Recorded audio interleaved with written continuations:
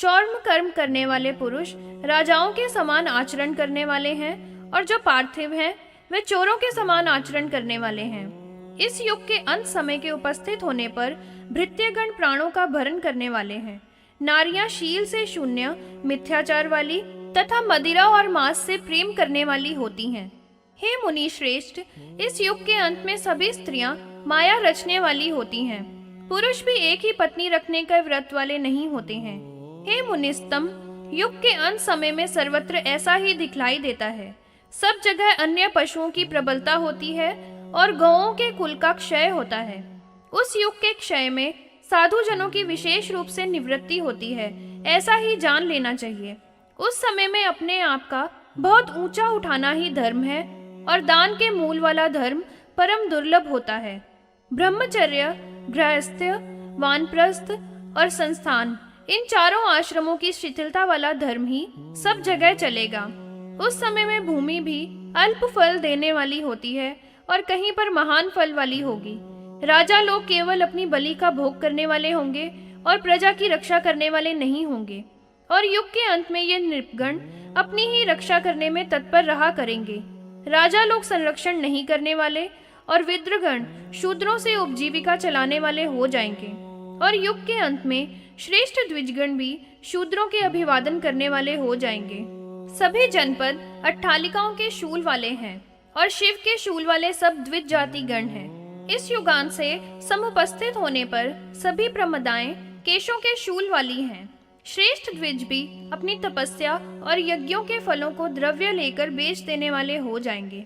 इस कलयुग में काशाय वस्त्रों के धारण करने वाले बहुत से यतिगत हो जाएंगे। जिस समय में विचित्र ढंग से इंद्रदेव वर्षा करने वाले हो जाएंगे, उस समय में इस युग की क्षय कहते हैं। इस आधार युग में सभी वर्णों के मानव वाणिज्य व्यवसाय करने वाले हो जाएंगे। मनुष्य कूट मानों के द्वारा अधिक पुण्य वस्तुओं का विक्रय किया करते हैं।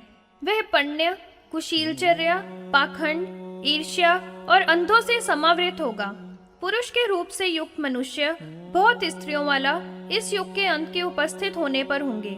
लोग परस्पर में बहुत वाचना करने वाले होंगे। इस युग के क्षीण होने पर मनुष्य प्राय अव्याकृताकार ना होने वाला होगा।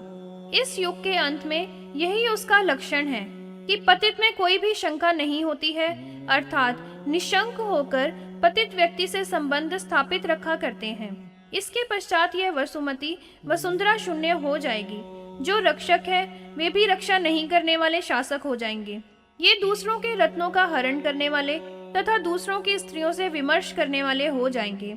सभी लोग काम वासना से परिपूर्ण, दुष्ट भावों वाले, बहुत अशूम और दुस्साहस से प्रेम करने वाले, नष्ट चेष्टा वाले, धूर्त, अमूली केशों को खुले हुए रखने वाले होंगे।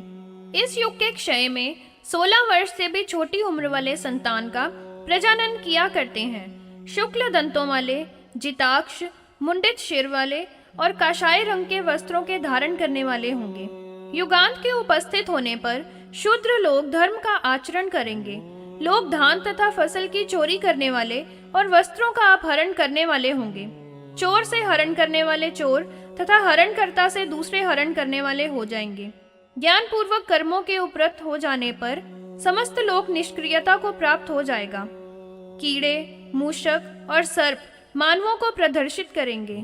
उसी प्रकार से बराबर क्षेम, कुशल, आरोग्य और सामर्थ्य सभी बहुत दुर्लभ हो जाएंगे। भूख के भय से पीड़ित मनुष्यों के देश कौशिकों के प्रति वास दिया करेंगे। इस प्रकार से दुखों से जब मनुष्य पूर्ण रूप से अभिप्लुत होंगे तो उनकी उस समय से परम आयु 100 वर्ष की ही रह जाएगी। इस कलयुग में समस्त वेद दिखलाई दिया करते हैं अथवा नहीं दिखाई देते हैं। उसी प्रकार से इसलिए यज्ञ अधर्म से पीड़ित होकर दुखित होते हैं। इस घोर कलयुग के संप्राप्त होने पर इस जगती तल में कषाय वर्ण को वस्त्र धारण करने वाले सन्यासी के वेशधारी, निर्ग्रंथ तथा कापालक लोग बहुत दिखाई दिया करते हैं। कुछ अन्य वेदों का विक्रय करने वाले हैं, अर्थात धन लेकर वेद के मंत्रों को पढ़ने वाले हैं, और दूसरे तीर्थों को बेचने वाले हैं। और अन्य लोग ऐसे हैं जो वर्णों और आश्रमों का कोष पाखंड दिखाया करते हैं और वास्तव में इन वर्णाश्रमों के विरोधी शत्रु होते हैं। ऐसे ही लोग बहुधा उत्पन्न हो जाया करते हैं। धर्म के अर्थ के पंडित बनने वाले शूद्र लोग उस समय में वेदों का अध्ययन किया करते हैं, जिनको वेदों के पढ़ाने के शास्त्रानुसार कभी भी अधिकार नहीं होता है। शूद्र योनि वाले अश्वमेध यज्ञ का यजन किया जाता है। वह ऐसा महान घोर समय होगा कि उसमें स्त्रियों का, गौओं का और छोटे छोटे निरीह बालकों का वध करके और आपस में ही एक दूसरे का वध दूसरे लोग किया करते हैं तथा पारस्परिक वध करके ही प्रजा का साधन किया करते हैं। दुखों के तथा मिथ्या प्रवचनों के होने से अल्पायु हो जाती है और रोगों के कारण भी उम्र छोटी हो जाया करती है। सबके हृदय में अधर्म का ही विशेष अभिनिवेश होने से इस कलयुग में सर्वत्र तमोगुण का ही बोलबाला रहेगा, ऐसा बताया गया है। उस समय में प्रजाओं में भ्रूणों की अर्थात गर्भस्थ शिशुओं की हत्याएं बैर के कारण हुआ करेंगी। इसी कारण से कलयुग को प्राप्त करके लोगों की आय, बल, विक्रम तथा रूप का सौंदर्य सभी नष्ट हो जाया करते हैं। उस कलयुग में मनुष्य थोड़े समय में सिद्धि को प्राप्त कर लिया करते हैं। इस युग की विशेषता है। इस युग के अंत में वे मानव और श्रेष्ठ द्विज परम धन्य हैं, जो धैर्य का समाचरण किया करते हैं, जो आनंदित मानव श्रुति और स्मृतियों में कहे हुए धर्म का समाचरण किया करते हैं। ऐसा धर्म त्रेता युग में 1 वर्ष में बलवान एवं पूर्ण होता है। वही धर्म द्वापर में 1 मास में सांग सफल होता है और वही धर्म इस कलयुग में अपनी शक्ति के अनुसार समाचरित होने पर एक ही दिन में प्राज्ञ प्राप्त कर लिया करता है। यह कलयुग के समय की अवस्था है। अब इस कली की संध्या का अंश समझ लो। युग युग में सिद्धियां 3-3 पात क्षीण हुआ करती हैं। जैसा भी युग स्वभाव से संन्यासों में यहाँ पर स्थित रहा करती हैं, जैसा भी युग का स्वभाव हो, उनके अपने अंशों में संध्या के स्वभाव पाद शेष प्रतिष्ठित होते हैं। इसी प्रकार से युगांतिक काल के संप्रात होने पर संध्या के अंश में होता है। उन असाधु भृगुओं का शासन करने वाला निधनोत्थित है। वह चंद्रमा के गोत्र से है और नाम से प्रमति कहा जाया करता है। वह पूर्व स्वयंभुव अंतर में माधव के अंश से पूर्ण 20 पर्यंत इस वसुंधरा पर पर्यटन करता था। वह घोड़े, रथ और हाथियों के सहित सेना का अनुकर्षण करके सैकड़ों सहस्त्रों की संख्या में हथियार ग्रहण करने वाले विप्रों से समन्वित था। उस समय में इन सबसे परिवृत्त होते हुए उसने सभी ओर से मलेच्छों का हनन किया था। इनके साथ ही अथवा सभी ओर से उन शूद्र योनि में समत्पन्न राजाओं का भी हनन कर दिया था। पाखंड से जो परिपूर्ण थे, फिर उन सबका भी उस विभु ने हनन कर दिया था। जो अत्यधिक कर्म के मानने वाले नहीं थे, उन सबको सभी ओर में पूर्णतया हनन करता है।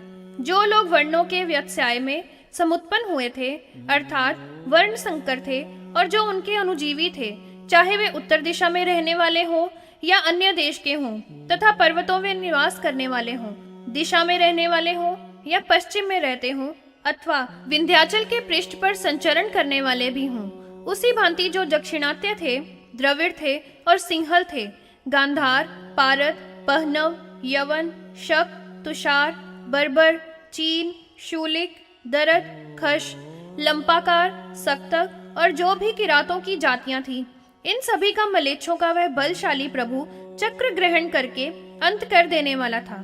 समस्त प्राणियों के दर्शन में न आने वाला वह संपूर्ण वसुंधरा पर विचरण किया करता था। वह वहां पर देव माधव के अंश से जाना गया था। वह पूर्व जन्म में महान वीर्य वाला प्रमति के नाम से प्रसिद्ध था। वह प्रभु पूर्व कलयुग में चंद्रमा के गोत्र से था। 32वें वर्ष के अभ्युदित हो जाने पर वह 20 वर्ष तक प्रक्रांत हुआ था।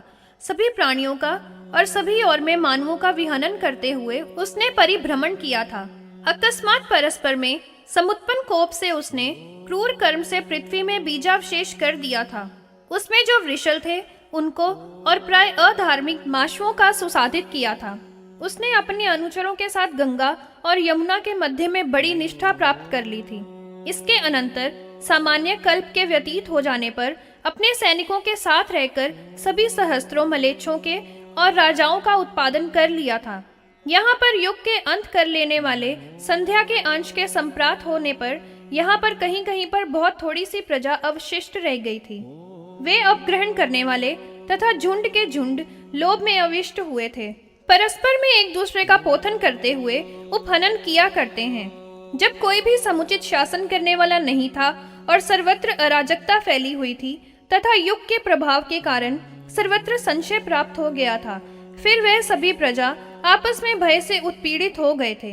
वे सब बहुत व्याकुल हो गए थे और अपनी पत्नियों तथा ग्रहों को भी छोड़कर इधर उधर परिभ्रमण कर रहे थे। बिना ही किसी कारण के बहुत अधिक दुखित होकर अपने प्राणों की अपेक्षा नहीं करने वाले हो गए थे।